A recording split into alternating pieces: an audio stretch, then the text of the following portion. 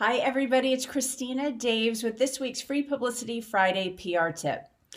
This week, I want you to think nationally when you're thinking about pitching the media, but I want you to start locally.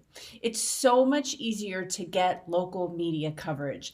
It's also a great place to get your feet wet if you're not quite comfortable with being on camera or being on a radio station, to really kind of work through the process, see how it works, get your feet wet, and then go after national media outlets. And the national media outlets are going to check you out to make sure you've had some local coverage. So it's really important. Think big, but start local and then work your way up to that.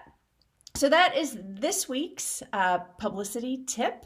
I hope you enjoyed that. And if you would like to learn more and really dive in, please join our PR challenge at yourprchallenge.com.